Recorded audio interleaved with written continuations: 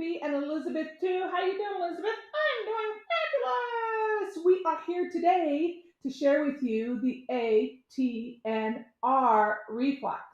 So, again, I want to thank Cairo Secure for giving us this platform and the amazing opportunity to share with you and to give you tools for your trade. So we're going to hit the slides right now. Elizabeth, you're going to take a nap for a minute, and we are going to go and rock and roll the ATNR reflex. So that's asymmetrical tonic neck reflex.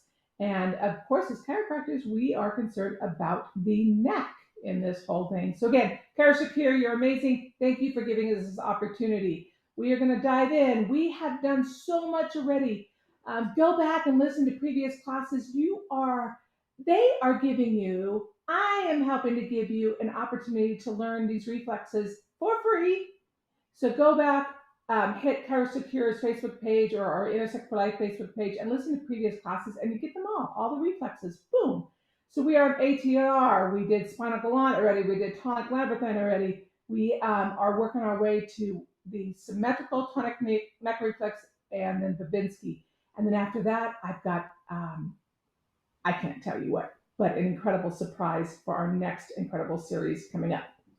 So before we dig into the ATNR, just recently was released that 1 in every 30 little fiddle farts in this country, 1 in 30 is now said to have autism. I've been teaching this work for over 25 years.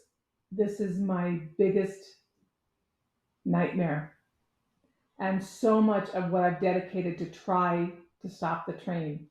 So we have got to expand. We don't have to, but understanding the underlying toe of what's happening with so many of these kiddos in this country. And that's why I'm going to move on to, after I finish the reflexes, an incredible new series to help you understand the undertow, the roots of what's going on, and how we can step in to halt this train. So, of course, when we're dealing with primitive reflexes, there is a lot, anytime these reflexes stay active, it is basically showing us there's immaturity of the autonomic nervous system and of the trajectory of development. And we're seeing that the higher centers of the brain, primarily that prefrontal cortex, is not maturing and not online to help keep these reflexes at bay. Okay, to help them. The term has been integrate for so many years, but but we know in the chiropractic realm that one of the areas that we can influence is the processing, the sensory processing within that prefrontal cortex. So when we tie in these primitive reflexes and seeing that they're active, we know that those higher, more sophisticated parts of the brain are not on board. And that's what we see in the realm of autism. But I did want to bring you that sad and scary statistic. So reflexes and research. I wanted to bring this into you. Boys diagnosed, this is a study from back in 2004. We're getting more and more studies slowly trickling out with regards to primitive reflexes and what we tend to see. This is dealing with ADHD. They had significantly higher levels of reflex retention or active primitive reflexes on board. And they showed primarily between MARO, ATNR, STNR, and tonic labyrinthine reflexes. So the way you look at reflexes, the more of them that are still active, the less mature the autonomic nervous system is. And you usually don't just have one reflex that is persistently active. You have a couple or a grouping of reflexes, okay? MARO is one of the first ones we covered. And if MARO stays active, it can really tie up the integration of the other reflexes.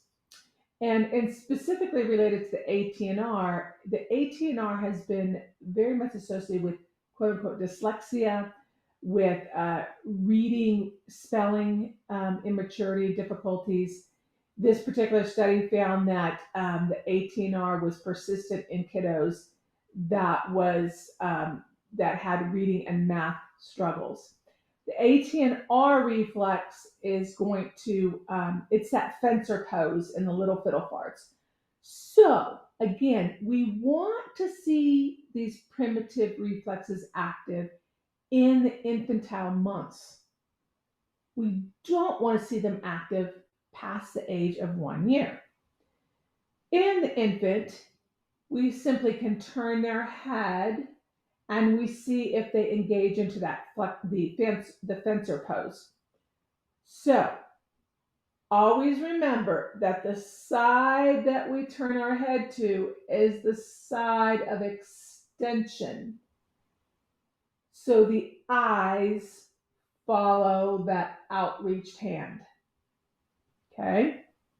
So when you turn the baby's head, they should come into this fencer, extend their eyes are looking at that extended arm.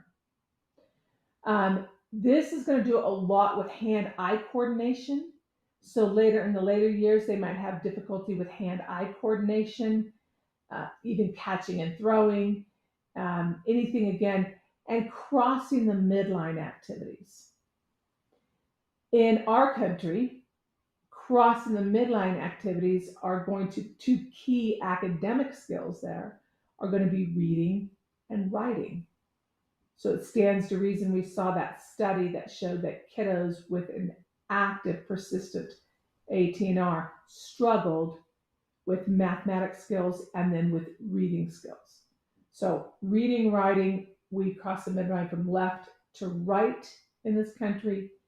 If this reflex stays active, we may see academic struggles in those realms, okay? And not knowing right from left.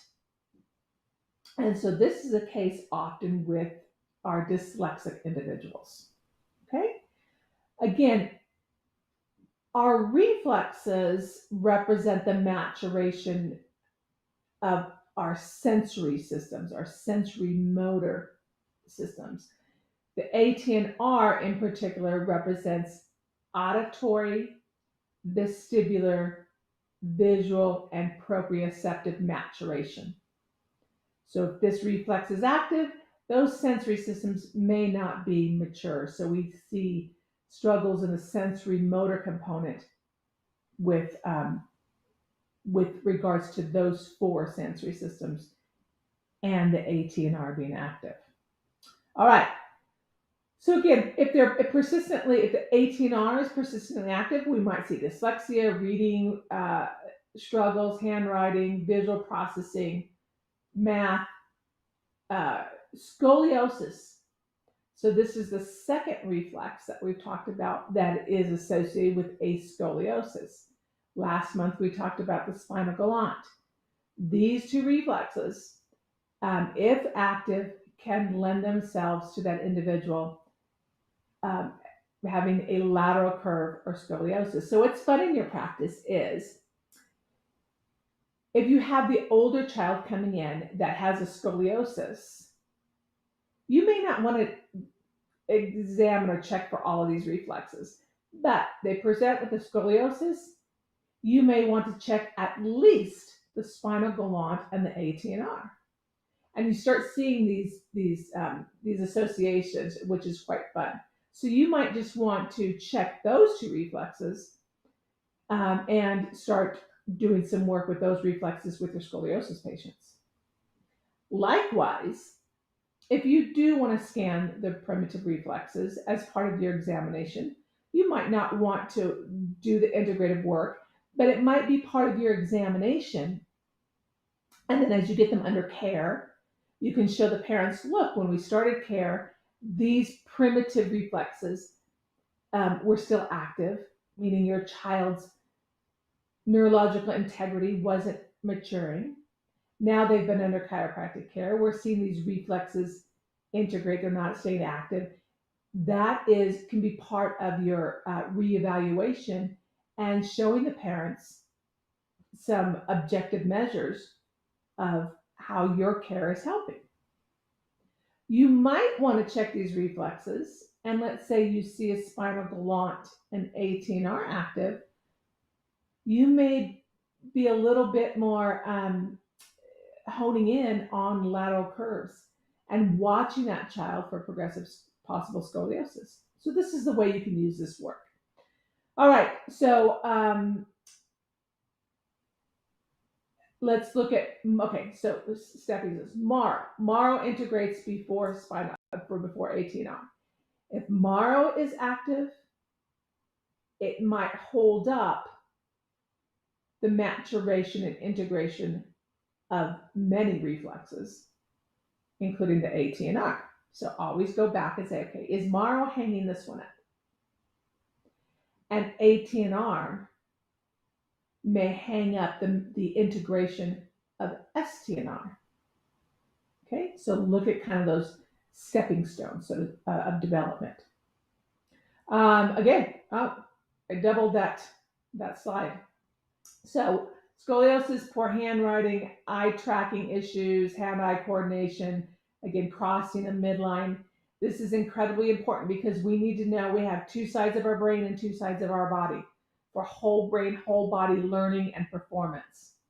Bilateral coordination, being able to use our extremities symmetrically and asymmetrically. What you might see is they have kind of an ape walk.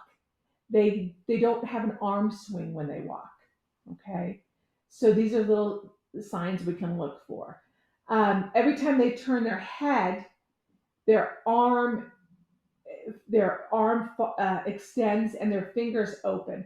This can make it very difficult for writing tasks. That's why you see the writing issues with this reflex.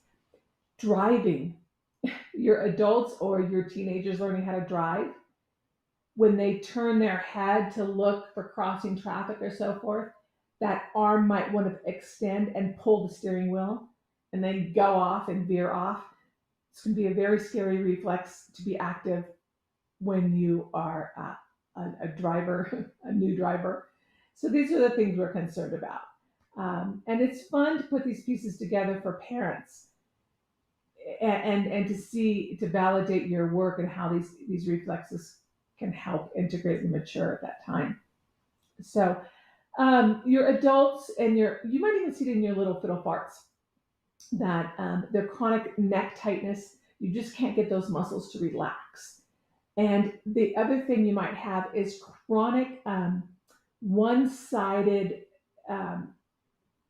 flexion. So you might see your scalenes, your traps, your quadratus, everything on that one side be constantly contracted. So they might have chronic neck pain on that side, chronic shoulder pain, chronic hip pain, because that one side is constantly contracted.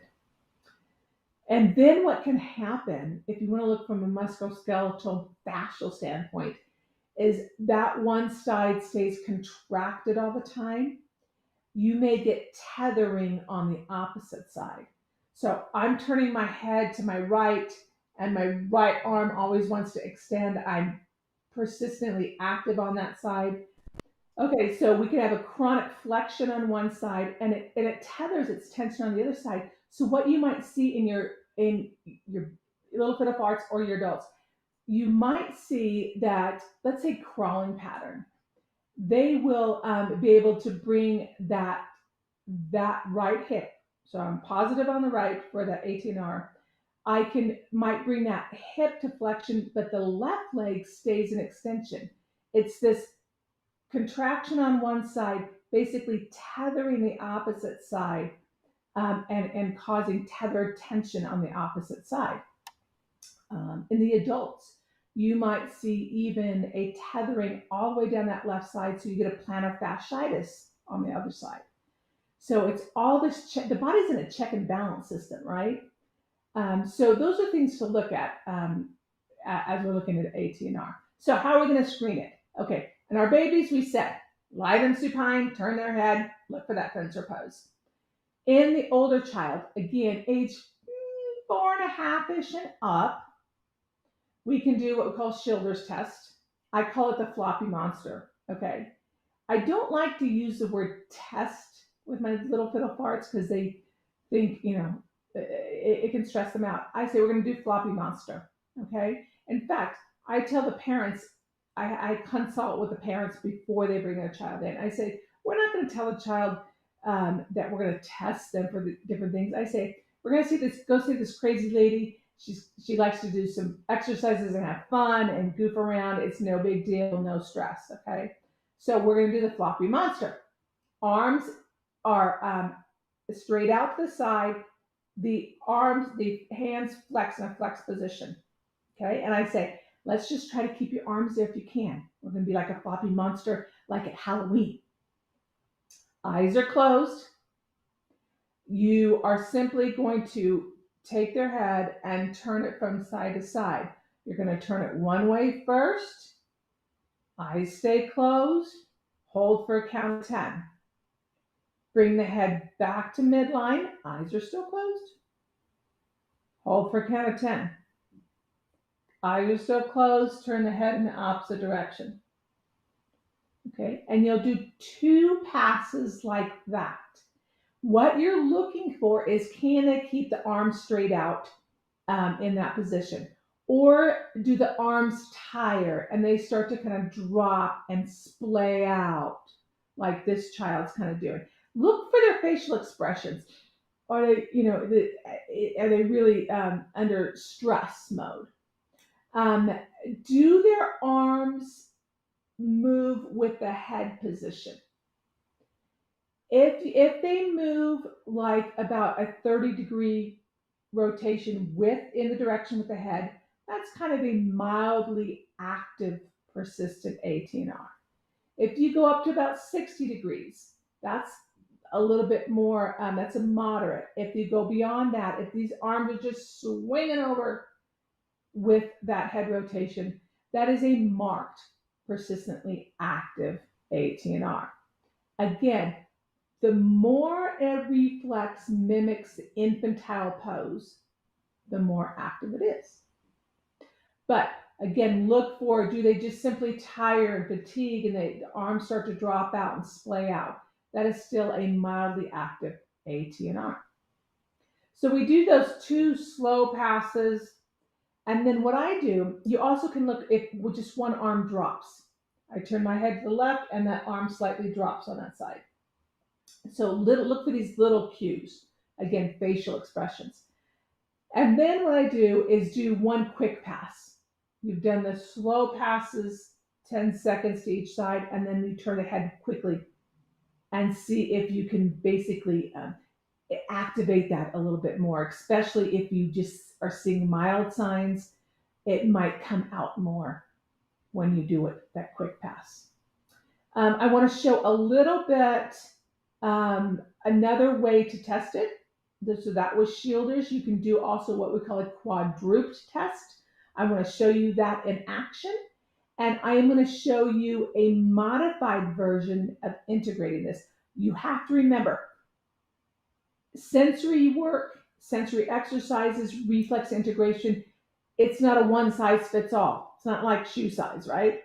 You need to sometimes modify it depending on their functional capacity. That's key, because you don't want to give a child an activity that they can't do, right? So I'm going to show you that in this video clip and then show you another little tidbit. Fabulous. Okay, another way to test the ATNR. Okay, can you turn your head and look towards the wall? And what we're going to look for, that bend in the elbow. Can they keep the elbow straight enough? Can I pretend that the wall is mice? You can pretend the wall is mice, sure. Okay, let's uncross the legs here. Can you turn and look at me now?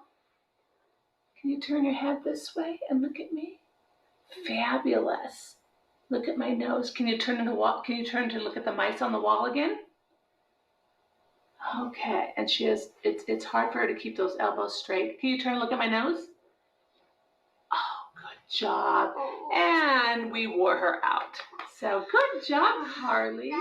Okay, so we're going to do an exercise for the ATNR. All right, and what we're going to do is, again, the ATNR is the fencer pose in the baby. So we're going to bend this side. Okay, we're going to put this side. Now, can you turn your head and look at this hand? You turn your head there. Okay, ready? When I say 3, when I count to 3, we're going to switch. So 1, 2, 3. This bends. Good girl. That bends and that straightens. And your head goes this way. Can you turn your head this way to the straight arm? Okay, 1, 2, 3. Can you switch it? Awesome! Those are some star flowers. So look at this hand. Awesome. 1, 2, 3, switch. And the side bends. So I call those star flowers. I have her in a beanbag because proprioception again helps us feel grounded and be able to feel our body to move it properly. So sometimes you have to modify them and give them that sensory component that they're lacking. I do like to adjust them first, and then we do the exercises. Sometimes you have to have the parents move all the extremities. The child can't participate at all to begin with, and you work them up to this, okay? And then you can work them up to something that's even more sophisticated. This is a child sitting in a chair. You can have them supine, you can have them in a beanbag seated, you can have them in a chair seated. And basically, you're having them do the star flowers in that position. Then you can add a metronome to it. And so you can add an auditory input. The ATNR is again representing the auditory system, the vestibular, proprioceptive, and visual. So you can add those sensory components to help foster integration of the ATNR. So you would do, and at the beat of the metronome is when they would switch their positions. So some fun stuff, some ways to modify it. Again, ATNR is, think of ATNR star. ATNR star flowers will be your helpful integration exercise. So hopefully that helps you all. Elizabeth, you done with your nap? I am done. I'm ready to party. All right. Hopefully you all enjoyed this. Again, ChiroSecure, thank you so much for giving us this opportunity. I will see you the third Thursday in August. Right, Elizabeth? You on? I'm on. Okay. Eric Kowalski the first Thursday. And until then, have a fabulous summer. We'll see you next month.